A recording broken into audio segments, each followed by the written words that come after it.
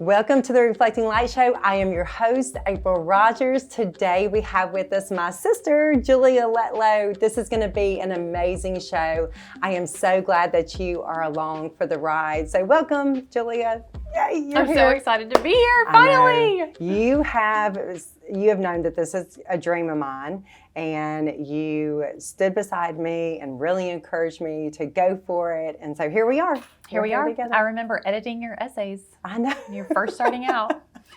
So Julia has her doctorate in communications. Mm-hmm. So she is a master communicator. And whenever I went through seminary, she took all of the things that I used to write and edited them for me and helped me look better than I actually am. So. I don't know about a master communicator, but I'll go with it. Yeah. And so we're just going to talk today about sisterhood and about life and love and loss and the different things that you and I have experienced, because a lot of people haven't experienced all of the things that you and I actually did before even last year happened. So we had a brother, mm-hmm. Jeremy, mm-hmm. who was 8 years younger than me. How many years younger than you? 3.5. 3.5 years younger. Yeah. So we would always fight while y'all were just buddy, you know, because you were the cool older sister. That's right. Yeah. So naturally. he was my baby, and then right. And so whenever we were growing up, I mean, we had a charmed childhood. Yes, we did. Didn't we? Yes, we did. Really did. Full of love, laughter. Yeah. I mean, don't get me wrong. We had our petty arguments. Oh, but yeah. Golly, we had it good, didn't we? I know. We really did. Blessed. I know. And so what are some of your favorite memories from growing up?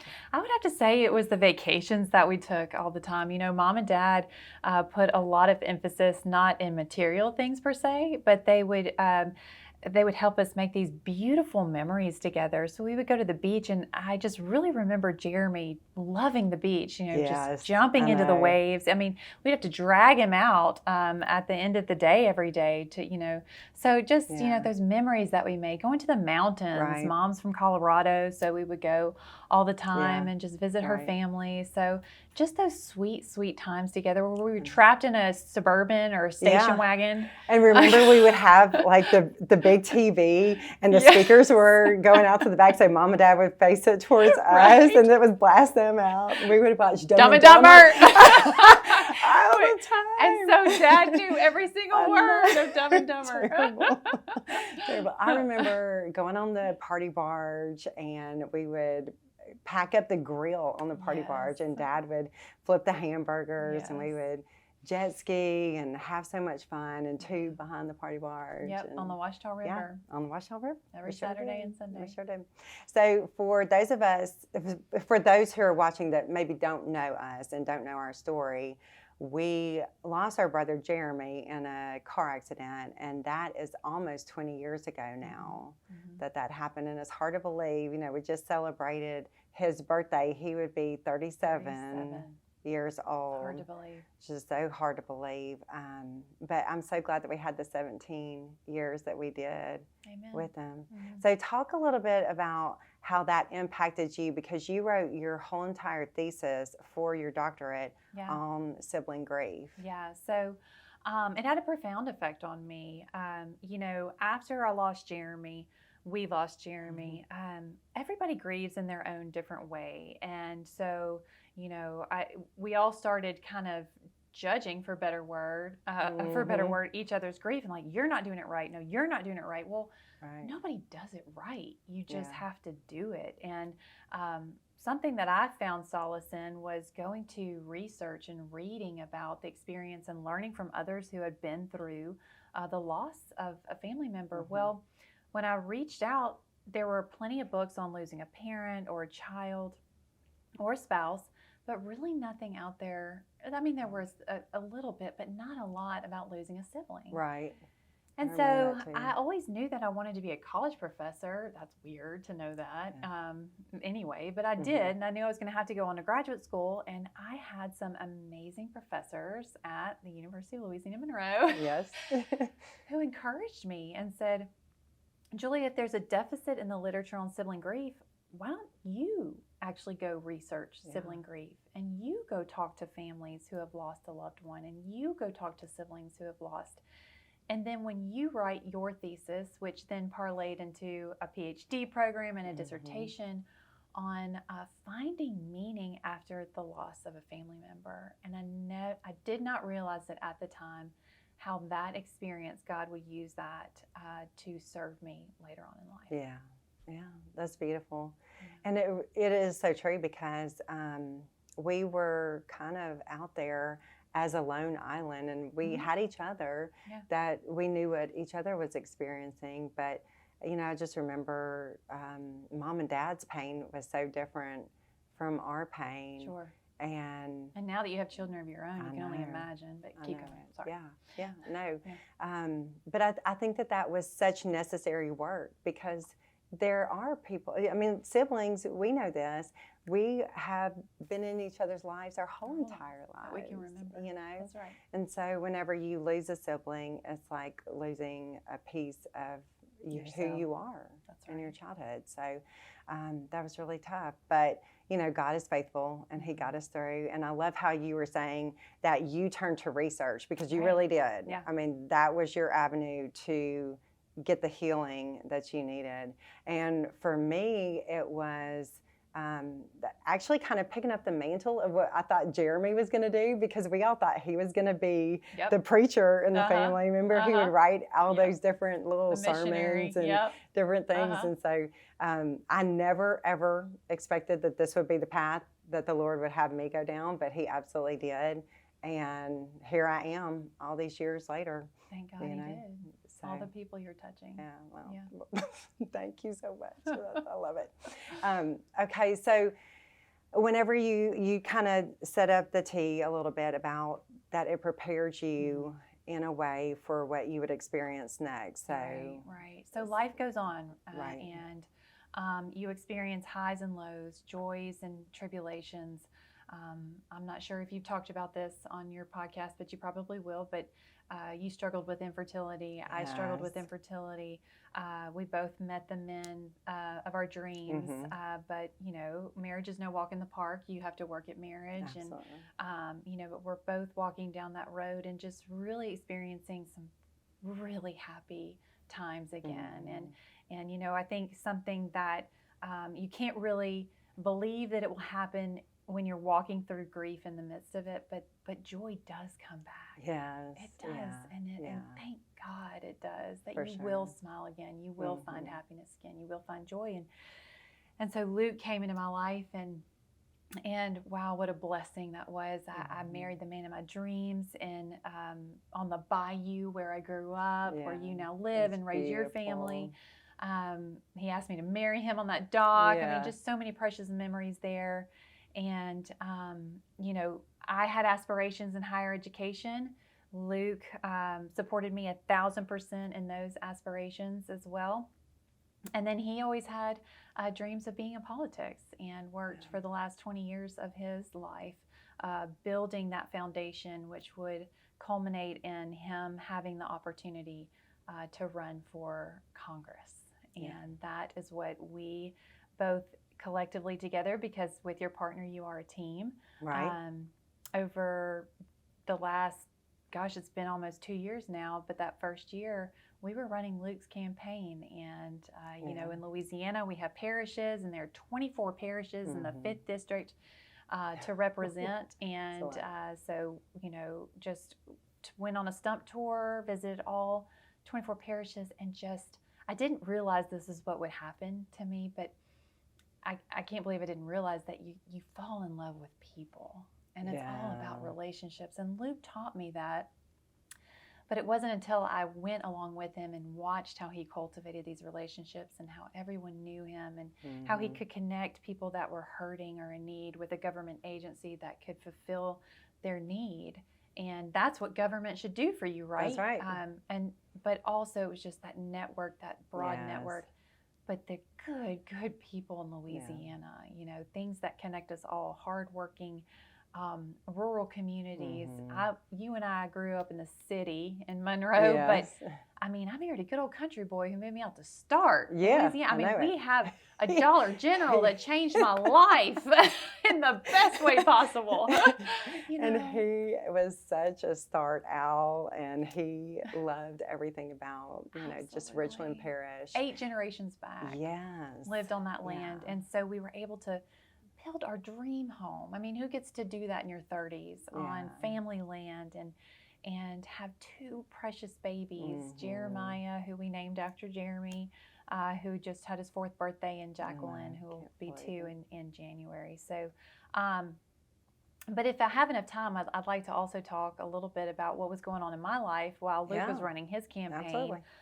Because I think just as much as your success should be celebrated, your failure is where you grow the most. And it was during that time this opportunity arose, and it was actually to apply for the presidency at ULM. Right. And I just remember April struggling so hard with that, going back and forth with the Lord, like, what? Yeah. At this time? What? Like, this is not good timing. I am 38. I just had a baby. Yeah. Jacqueline was literally born Right. a month before. And just thinking, wow, this doesn't seem right. But just feeling that tugging from the Lord, that tugging, like, this is what I want you to do. And I remember exactly where I was, April, when I finally submitted, I should say, to the decision. I was rocking Jacqueline. It was one of those middle of the night brutal feedings. And I was just rocking her back and forth and really just crying about it, because I could hear all those voices in my head, like, you're too young, you haven't gained tenure, you don't have enough life experience, you're the wrong gender, you're the, all of those things where the devil tries to get in and say, you're not good enough. Yeah.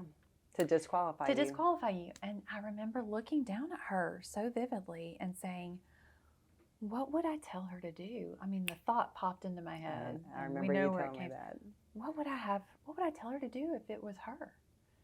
I would tell her to go for it. Yeah. And I did. And it was the hardest thing I've ever done.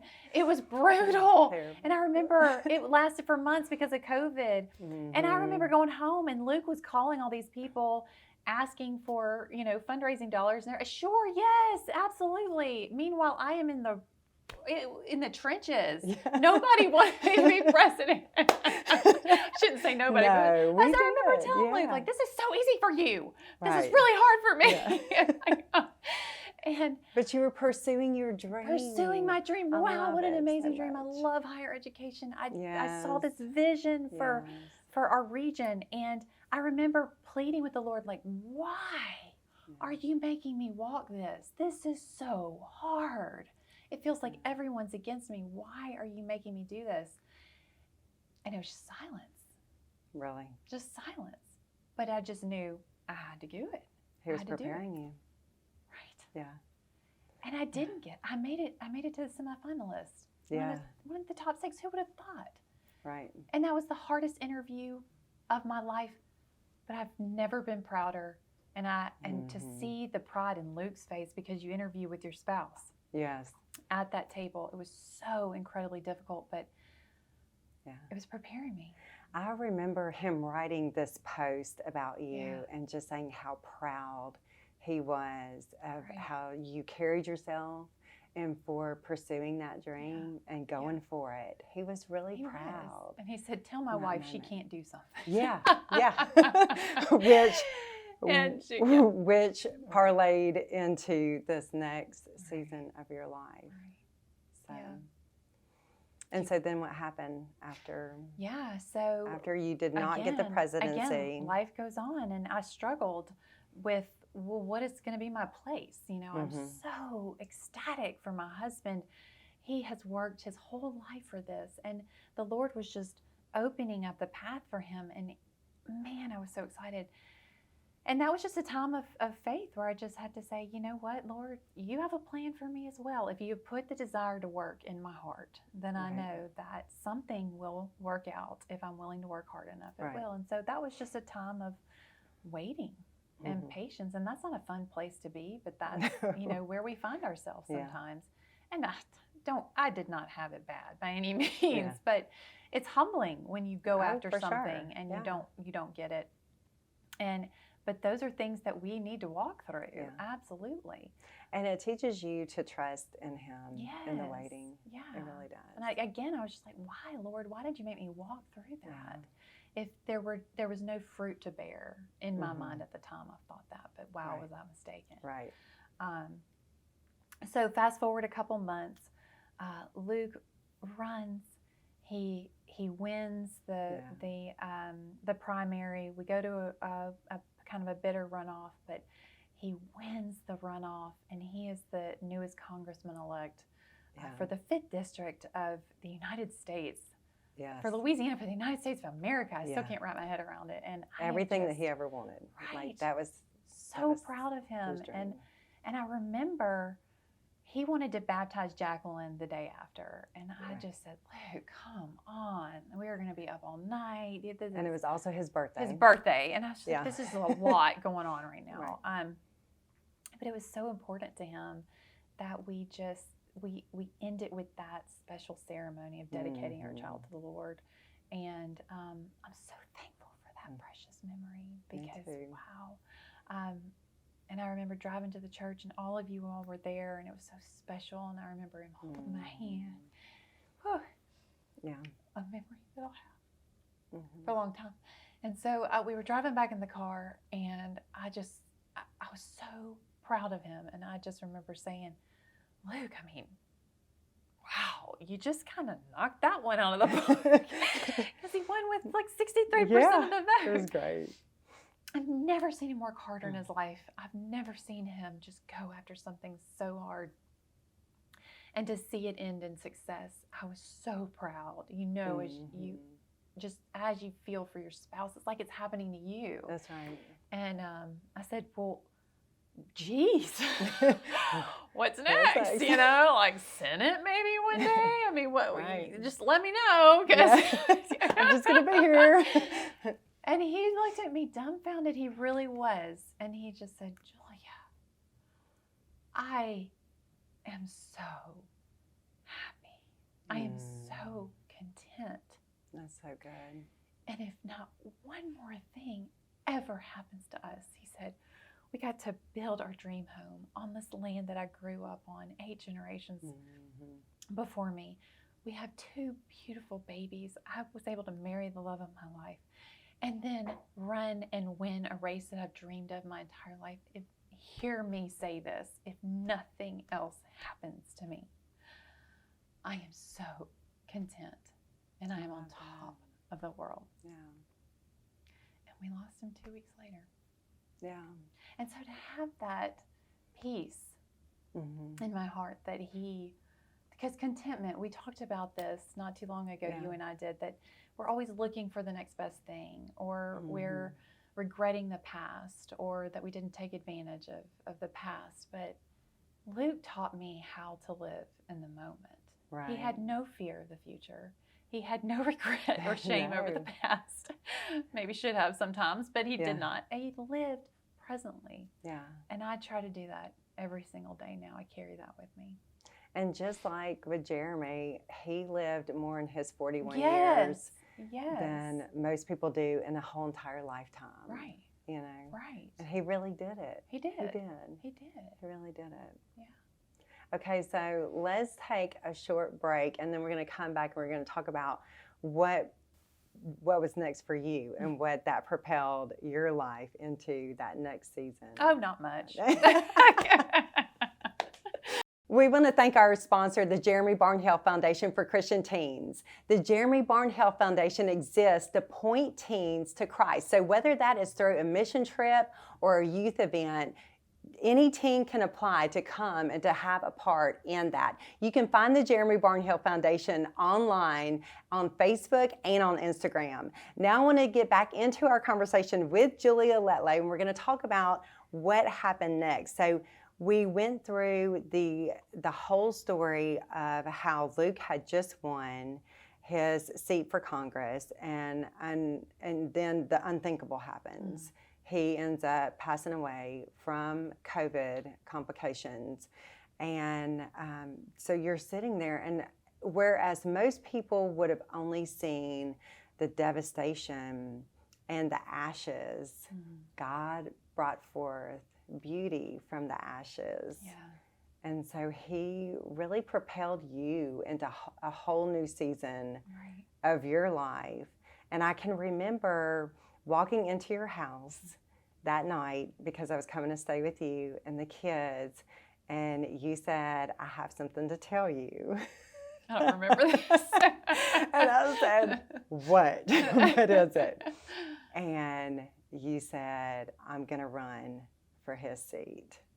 So how did you get there? Mentally, emotionally, physically? I mean, you had just been through one of the worst things that can happen to a human being. You lost your spouse. Yeah.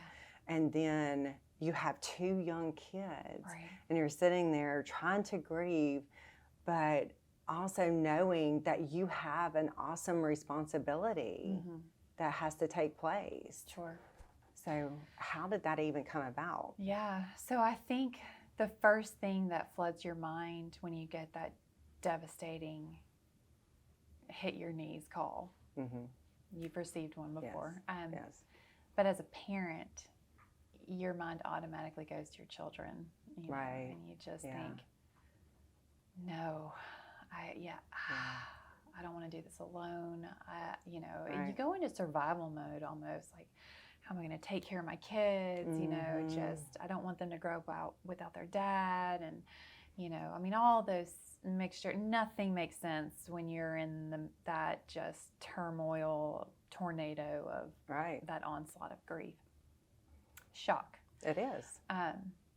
But, in the hours and the days and the weeks that followed, it became very clear to me that this intense pain, because it's very physical at the beginning, is not going to last. Yeah.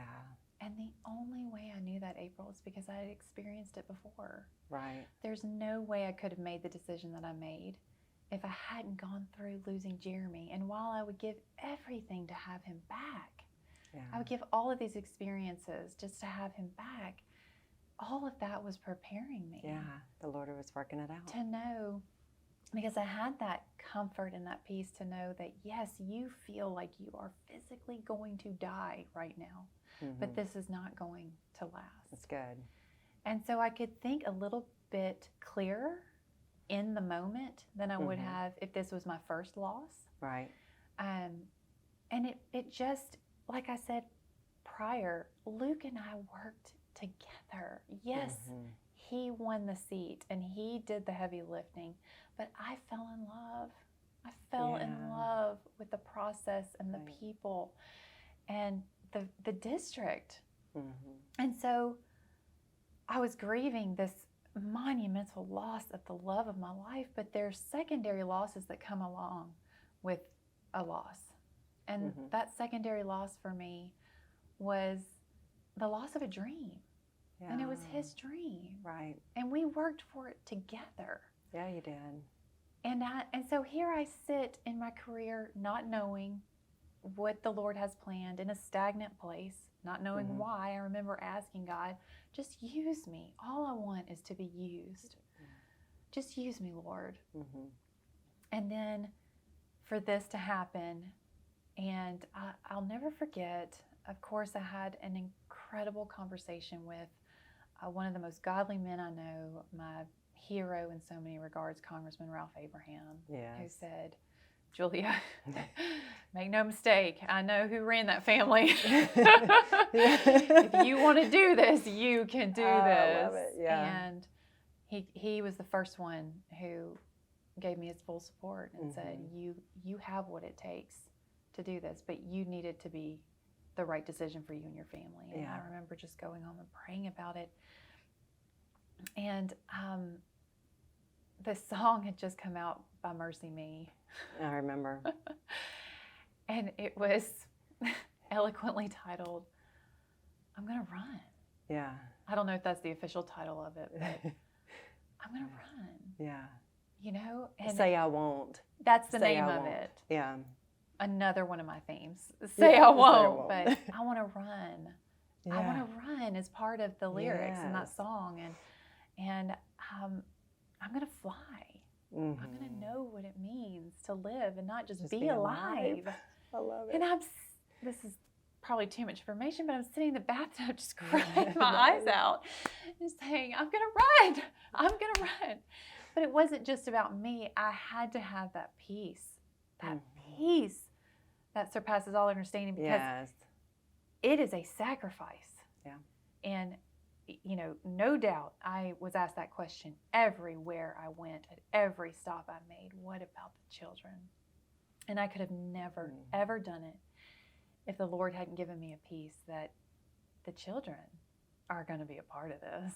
Yes. They were from day one. They will be until I tell you it's time to go do something else or to take it to the house. They are going to be better for watching their mom get up when life knocks you down and you want to lie down in the fetal position and give up. No, you keep going and you keep serving. And one of the things I learned by talking to others and writing that dissertation was, when you get outside of yourself and serve others while you are grieving, it helps. Yes. It helps. Yeah. It helps with the healing process. That's right. And it gives you hope. And I wanted to show my kids hope. Right. Hope in the face of fear. Hope in the face of adversity. And I think this is what the Lord has planned for me. And so I ran. And you won. And the people had me. And you won outright. And the people had me. And they didn't even make me go to a runoff. And that's all God. I know. That is such a God thing. I And know. the fact that I get up every single day, and you know this, when you have lost, it is impossible to take a day for granted. Yeah, Almost even down to the breath, April.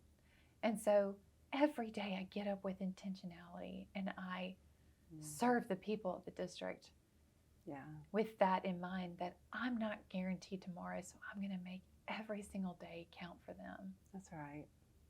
It's beautiful. It really is. And it does remind us of the scripture that he will work all things out for the good of those who love him and who are called according to his purpose. Amen. And you have been called according to his purpose, Julia. And you did the hard things. You got up and you were able to see it through to fruition. And I do see those kids just look at you with such admiration. And there was a picture of you talking to the veterans, and then there was Jacqueline, and she was in her same little outfit. And they just go, and they're not going to know any different. No, they're only going to know what the Lord has instilled inside of their mother. That's right. But they're also going to know about their dad. That's and right. I remember my girls walking into your house and saying, we're going to tell Jeremiah and Jacqueline all the stories about they got to live their right. Uncle Luke. About their uncle. You know, so. And you know, I use this example. It's probably been overused, but I see it so clearly in my life. You know, the tapestry example. And, you know, from the back, it looks, you know, the tapestry is all the threads. Nothing is congruent. Nothing really makes sense. Looks like a mess. Yes, you know, as you're knitting it together. I don't know if that's the right word, but and that's what this side of eternity kind of looks like at times. Right. But I feel so certain and so much peace. I can feel Luke's presence, and I feel him. He's seen the beautiful picture that's woven together through all of our lives. And I can just hear him saying, it's so beautiful, Julia. It's so beautiful. I can't wait for you to see it. Yeah. And so Luke had written this tribute to Jeremy on his birthday a while back on Facebook. Yeah. And he was talking about how we honor Jeremy in his life, and he just said that, you know, that the Barnhill family does that so well. And he said, I can't wait to get to know you as your brother-in-law, and, you know, for us to be having these conversations. And then to think about that now, that they are the ones up there having those lively conversations. Yes, like, what in the world are they talking about? They are just, you know, they are the ones that see it so clearly. We see just from a veiled point of view, just like what you were saying with the tapestry. But one day we are going to see him face to face. We're going to see Jesus, and we're going to know fully. But until then, we have hope. And we don't grieve like the world grieves. We do grieve the losses, but we grieve differently because we know that we're going to see our loved ones again. And that's such a big deal. You know, like the world doesn't have the same kind of hope unless it's in Jesus. That's right. So I think that it's beautiful, and I think that just your light shining all over the 5th District, but also in Washington, D.C. And you have such a story to share about how God really has taken the beauty from ashes and brought you into a place that you never thought that you were going to be. But you're here and you're doing it with excellence in the only way that you know how.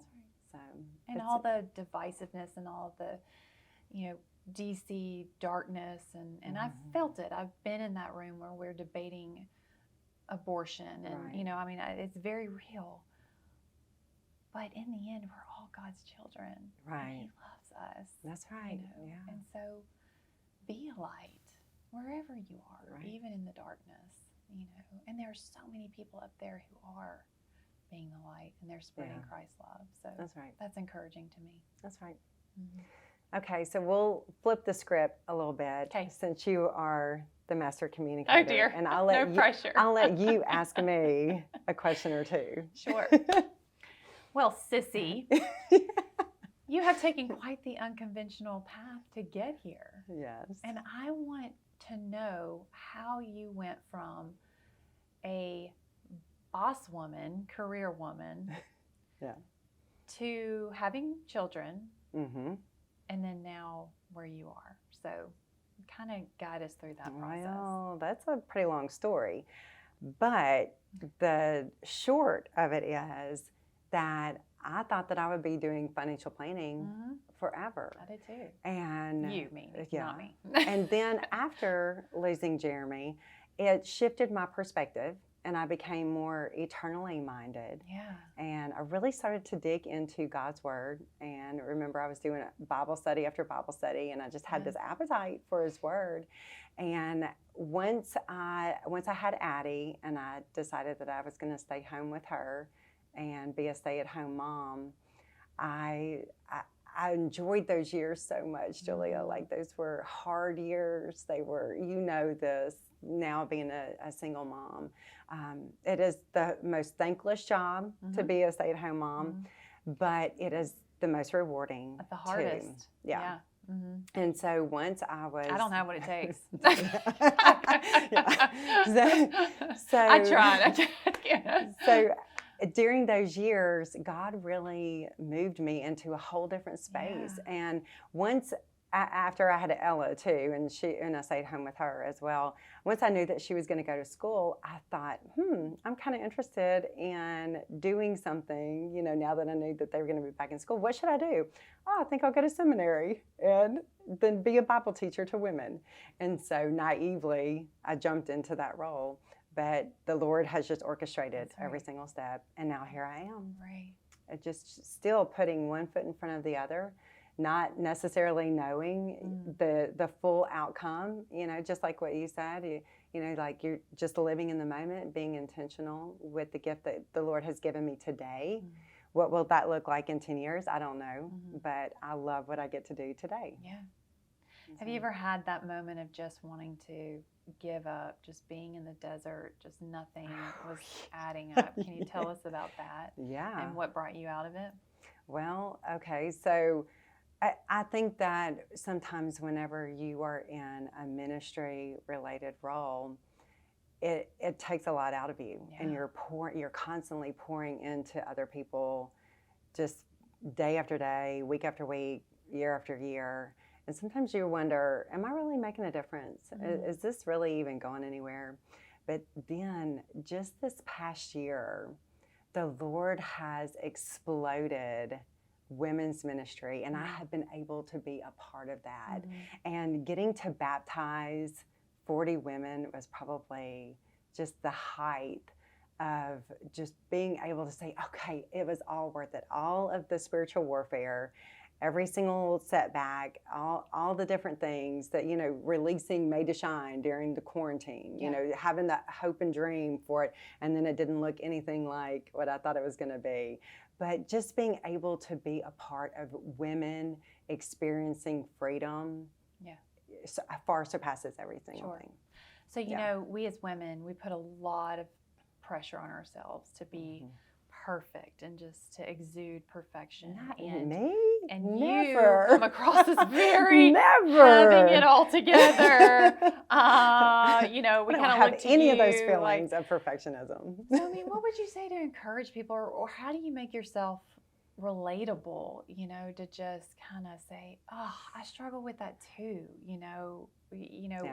Perfectionism is it's awful, that standard that we hold ourselves to. So how do you try to navigate that in women's ministry? Okay, I am still a work in progress because you know this about me. I know you are not perfect. You know I'm not perfect, but I strive to be perfect. You're shining. You're shining. But I think just being vulnerable and just sharing your story. Isn't it? It is. Yeah. It is. But we've even talked about this for women that are going through infertility. People don't want to talk about it. So then people that are going through that don't have anywhere to go, right. and they desperately want somebody to say, "I've been where you've been." Right.